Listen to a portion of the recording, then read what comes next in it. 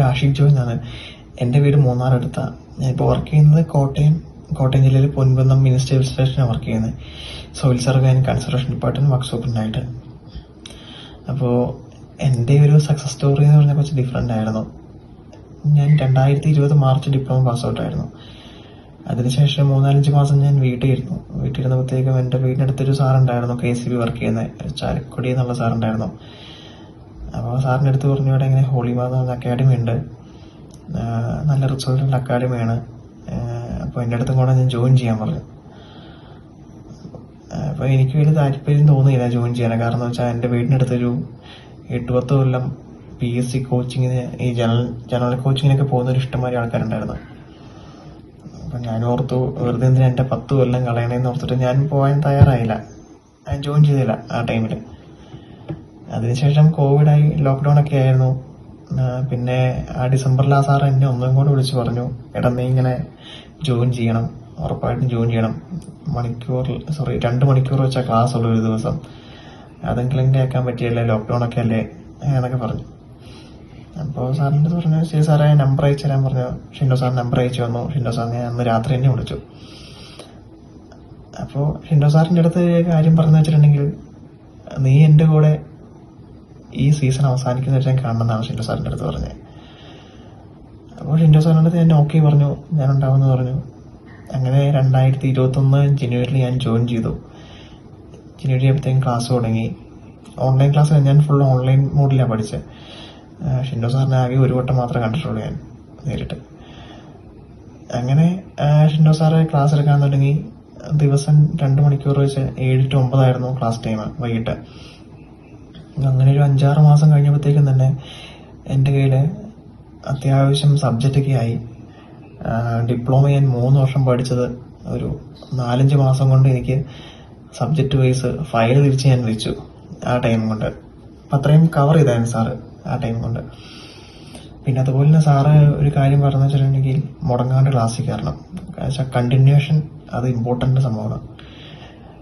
അപ്പോൾ അതുകൊണ്ട് ഞാൻ പരമാവധി എല്ലാ ക്ലാസ്സിലും കയറുമായിരുന്നു. ഇപ്പോൾ ഞാൻ കയറില്ലെങ്കിൽ തന്നെ ഞാൻ റെക്കോർഡിങ് പെൻഡിങ് വെക്കാണ്ട് കാണുമായിരുന്നു. പിന്നെ സാറ് പറഞ്ഞു വെച്ചിട്ടുണ്ടെങ്കിൽ ക്വസ്റ്റ്യൻ പേപ്പർ ആൻസറിങ്, അത് ഏറ്റവും ഇമ്പോർട്ടൻ്റ് ആയ, എന്നെ കൂടുതൽ സഹായിച്ചൊരു കാര്യമാണ് ക്വസ്റ്റ്യൻ പേപ്പർ ആൻസറിങ് സെക്ഷനൊക്കെ. പിന്നെ അതുപോലെ തന്നെ സാറ് ഓരോ ദിവസം ഒരു 100 ക്വസ്റ്റ്യൻ വെച്ച് തരുമായിരുന്നു ആൻസർ ചെയ്ത് പഠിക്കാനും.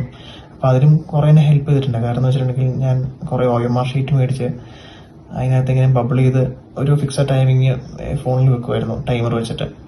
അപ്പോൾ ആ ഒരു ടൈമറിനുള്ളിൽ ഞാൻ പരീക്ഷ ചെയ്ത് തീർക്കാൻ ശ്രമിക്കുമായിരുന്നു ഓരോ ദിവസം വെച്ച്. അങ്ങനെ ഓരോ ദിവസം 100 ക്വസ്റ്റ്യൻ വെച്ച് ഞാൻ ചെയ്യുമായിരുന്നു ഒരു ക്വസ്റ്റ്യൻ പേപ്പർ. എന്നിട്ട് അറിയാൻ പാടില്ലാത്ത ക്വസ്റ്റ്യൻസൊക്കെ ഒരു പേപ്പറിൽ എഴുതി വെക്കും. എന്നിട്ട് ആഴ്ചയിൽ 1 റിവിഷൻ ചെയ്തുകൊണ്ടിരിക്കും അറിയാൻ പാടില്ലാത്ത ക്വസ്റ്റ്യൻ മാത്രം. പിന്നെ ബാക്കിയുള്ളതൊക്കെ സാറ് തരുമായിരുന്നു. ബാക്കി കുറേ ക്വസ്റ്റ്യൻസൊക്കെ സാറ് തരുമായിരുന്നു. എൻ്റെ ലൈഫിലെ ആദ്യത്തെ PSC എക്സാം അപ്പിയർ ചെയ്തു. അപ്പോൾ വൈകിട്ട് വീട്ടിൽ വന്ന് ആൻസർ കീ നോക്കിയപ്പോഴത്തേക്ക് എനിക്കൊരു ആവറേജ് മാർക്ക് പോലെ എനിക്ക് തോന്നി. അപ്പോൾ എനിക്ക് മനസ്സിൽ തന്നെ ഉറപ്പിച്ചു, കൺഫേം ചെയ്തു, ഒരു 5-6 മാസം കൊണ്ട് ഞാൻ ഈ ലെവലിൽ എത്തിയെങ്കിൽ എന്തുകൊണ്ട് ബാക്കി കൂടെ പഠിച്ചുകൂടാന്നുള്ളത്. അങ്ങനെ ഞാൻ ഷിൻഡോ സാറിൻ്റെ എല്ലാ ക്ലാസ്സിലും കയറാൻ തുടങ്ങി. ഷിൻഡോ സാറിൻ്റെ വൈകിട്ട് ക്ലാസ് ഉണ്ടായിരുന്നു, രാവിലെ ഏർലി മോർണിംഗ് ക്ലാസ്സൊക്കെ ഉണ്ടായിരുന്നു അന്ന്, എക്സാമിൻ്റെ സീസൺ ആയതുകൊണ്ട്. ആ ടൈമിലൊക്കെ ഞാൻ എല്ലാ ക്ലാസ്സിലും കയറുമായിരുന്നു. 8 ക്ലാസ്സിലൊക്കെ ചുമ്മാ കയറുമായിരുന്നു. അറിയാൻ മേലെയും ചുമ്മാ എന്തെങ്കിലുമൊക്കെ ചുമ്മാ കേട്ടോണ്ടിരിക്കുമായിരുന്നു. അങ്ങനെ കയറി തുടങ്ങി. കുറേ നോട്ട്സൊക്കെ ആയി. അതിൻ്റെയൊക്കെ സാറ് റാങ്ക് ഫയൽ പബ്ലിഷ് ചെയ്തു. റാങ്ക് ഫയലിനൊക്കെ ഡിസ്ട്രിബ്യൂട്ട് ചെയ്തു. റാങ്ക് ഫയലിനകത്ത് കുറേ ഡീറ്റെയിൽസ് ആയിട്ട് നോട്ട്സ് ഉണ്ട്. നമ്മുടെ കയ്യിലും കുറേ നോട്ട്സ് ഉണ്ട്. അതുപോലെ തന്നെ അറിയാൻ മേലാത്ത ഈ പ്രീവിയസ് ഇയർ ക്വസ്റ്റ്യൻ പേപ്പറിൽ നിന്നും അവിടെ നിന്നും കുറേ പോയിന്റ്സും നോട്ട്സും എല്ലാം കിട്ടി. എല്ലാം കൂടെ കമ്പൈൻ ചെയ്തു. ഓരോ സബ്ജക്റ്റ് ഞാൻ കുറച്ചും കൂടെ സബ്ജക്റ്റിൻ്റെ വോളിയം കുറച്ച് കൂട്ടിക്കൊണ്ടിരുന്നു വെച്ചു ഓരോ ക്ലാസ് കഴിയുന്നതും. അങ്ങനെ എല്ലാ ക്ലാസ്സിലും കയറി. അത്യാവശ്യം ഇതുപോലെ അതിനിടയ്ക്ക് ഈ റിവിഷൻ നടക്കുന്നുണ്ട്. ആഴ്ചയിൽ എല്ലാ റിവിഷൻ നടക്കുന്നുണ്ട്. ക്വസ്റ്റ്യൻ പേപ്പർ നടക്കുന്നുണ്ട്. ഈ പ്രീവിയസ് ആയിട്ട് ക്വസ്റ്റ്യൻ പേപ്പർ അറിയാൻ പറ്റാത്ത ക്വസ്റ്റ്യൻസിൻ്റെയും അതിൻ്റെയും ആൻസർ സെക്ഷനൊക്കെ റിവിഷനും എല്ലാ കാര്യങ്ങളൊക്കെ നടക്കുന്നുണ്ടായിരുന്നു. അങ്ങനെയാണ് ശരിക്കും എൻ്റെ ഒരു ബേസിക് ആയിട്ടുള്ള സംഭവം. പിന്നെ ഞാൻ വേറെ കാര്യം എന്ന് വെച്ചിട്ടുണ്ടെങ്കിൽ, നമ്മളെ റിസൾട്ട് പ്രതീക്ഷിക്കാതെ പഠിച്ചിട്ടുണ്ടെങ്കിൽ കുറച്ചും കൂടെ മെച്ചമെന്ന് തോന്നുന്നു, കുറച്ചും കൂടെ ബെനിഫിറ്റ് കിട്ടും. ഞാനിതൊന്നും റിസൾട്ട് പ്രതീക്ഷിച്ചിട്ടല്ലേ പഠിച്ചത്.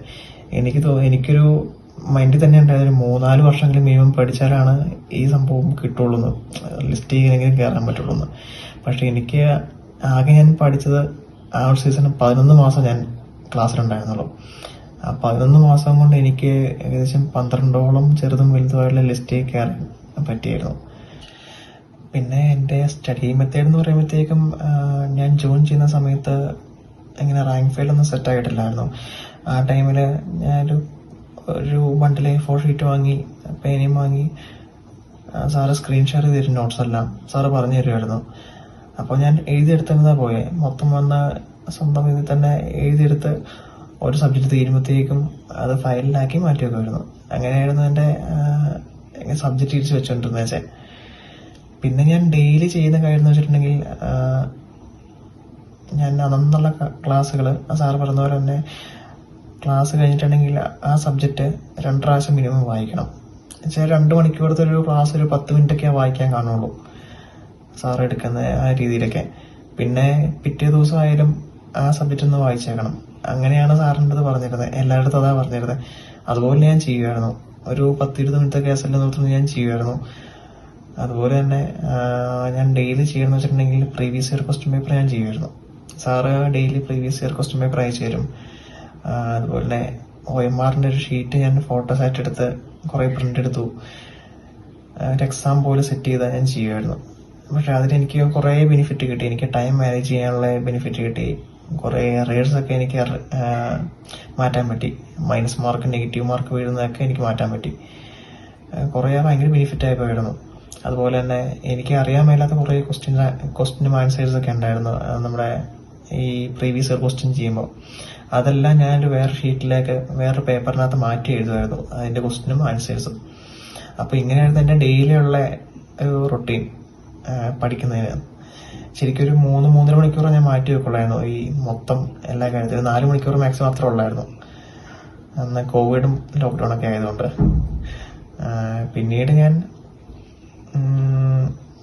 ഈ സബ്ജക്റ്റ് തീരുന്തോറും ഞാൻ റിവിഷൻ ചെയ്യാനുള്ള ഒരു സെറ്റപ്പിലേക്ക് വന്നു. ആദ്യം എനിക്ക് റിവിഷൻ ചെയ്യുമ്പോൾ ഭയങ്കര ബുദ്ധിമുട്ടായി. കാരണം എന്ന് വെച്ചാൽ ഒരു സബ്ജക്റ്റ് തീരാൻ ഒരു 3-3.5 ദിവസമൊക്കെ വേണ്ടി വന്നു എനിക്ക്. സർവേയും ബിൽഡിംഗ് മെറ്റീരിയൽസ് ഒക്കെ ഉള്ളത് തീരണമെങ്കിൽ ഒരു 3.5 ദിവസം 4 ദിവസമെങ്കിലും മിനിമം വേണ്ടി വന്നായിരുന്നു. ചുമ്മാ വായിച്ചുവിടാൻ, ഞാൻ ശരിക്കും പഠിക്കുമല്ലായിരുന്നു, ജസ്റ്റ് വായിച്ചുവിടാൻ വേണ്ടി മാത്രം. അതിനുശേഷം ഒരു 2-3 മാസം കൂടെ ഇങ്ങനെ ഈ ലെവലിൽ തന്നെ ഇങ്ങനെ വായിച്ച് വരുന്നതോറും എനിക്ക് ആ ടൈം കുറയാൻ തുടങ്ങി. എനിക്കൊരു ഫുൾ സബ്ജക്റ്റ് തീർക്കുന്ന ടൈം ഒരു 3.5 ദിവസം എന്നുള്ളത് 3.5 മണിക്കൂറിലേക്കൊക്കെ മാറി തുടങ്ങി. അങ്ങനെ ഓരോ സബ്ജക്റ്റിന്റെയും ടൈം കുറഞ്ഞു തുടങ്ങി. ഓരോ സബ്ജക്റ്റ് എനിക്ക് 1 വീക്കിനുള്ളിൽ എല്ലാ സബ്ജക്റ്റും തീർക്കുന്ന രീതിയിൽ എനിക്ക് ആക്കാൻ പറ്റുമായിരുന്നു. എന്നുവെച്ചാൽ നമ്മൾ ഡിപ്ലോമ 3 വർഷം പഠിപ്പിച്ച കാര്യങ്ങൾ എനിക്കൊരു ഒരാഴ്ച കൊണ്ട് ഫുൾ കവർ ചെയ്ത് നിൽക്കാൻ പറ്റുമായിരുന്നു. അതുപോലെ തന്നെ ഞാൻ പ്രീവിയസ് ഇയർ ക്വസ്റ്റ്യൻ പേപ്പർ ഞാൻ ഓരോ ദിവസവും ചെയ്യുന്നുണ്ടായിരുന്നു. അതിൻ്റെ അറിയാൻ മേലാത്ത ക്വസ്റ്റ്യൻസ് എല്ലാം ഞാൻ ഒരു പേപ്പറിനകത്താക്കി അതും ഒരു ആഴ്ചയിൽ 1 വെച്ച് ഞാൻ വായിച്ചു നോക്കുമായിരുന്നു. ഓരോ സബ്ജക്റ്റ് വെച്ച് ഓരോ ദിവസം വെച്ച് ചെയ്യുമായിരുന്നു. അങ്ങനെ കുറേ കഴിഞ്ഞപ്പോഴത്തേക്ക് ഒരു 5-7 മാസം കഴിഞ്ഞപ്പോഴത്തേക്ക് എനിക്ക് ഏകദേശം ഒരു കൺട്രോൾ പോലെ തോന്നി. കാരണം വെച്ചാൽ എല്ലാം സ്റ്റെബിലൈസ് ആയ പോലെ തോന്നി. എൻ്റെ സബ്ജക്റ്റ് എല്ലാം തീരുന്നുണ്ട്, ഈ ഭാഗത്ത് നമ്മുടെ അറിയാൻ മേലാത്ത ക്വസ്റ്റ്യൻസ് എല്ലാം തീരുന്നുണ്ട്. ശരിക്കും അങ്ങനെയാണ് ഞാൻ PSC എക്സാംസ് എല്ലാം അപ്പിയർ ചെയ്യാൻ കുറച്ചുകൂടെ കോൺഫിഡൻസ് കിട്ടിയത്. പിന്നെ ഷിൻഡു സാർ എന്ന് പറഞ്ഞൊരു എനർജി പാക്ക് ആയിട്ടുള്ള മനുഷ്യനാണ്. സാറ് എപ്പോഴും നമുക്ക് ഊർജ്ജം തന്നുകൊണ്ടിരിക്കും. ഇപ്പോൾ ഞങ്ങളൊക്കെ പഠിക്കുന്ന സമയത്തായാലും ഞങ്ങൾ ഒരാഴ്ച കഴിയുമ്പോഴത്തേക്കും നമുക്ക് അതിന് മൂഡ് പോകും. സാർ ഒരാഴ്ച വന്നില്ലെങ്കിൽ തന്നെ നമുക്ക് എനർജി ലെവൽ നമുക്ക് ലോ ആവുമെന്ന് നമുക്ക് അറിയാൻ പറ്റുമായിരുന്നു. സാറപ്പോൾ അതുകൊണ്ട് എല്ലാ ആഴ്ച വന്ന് നമുക്ക് ബൂസ്റ്റ് ചെയ്തുകൊണ്ടിരിക്കും.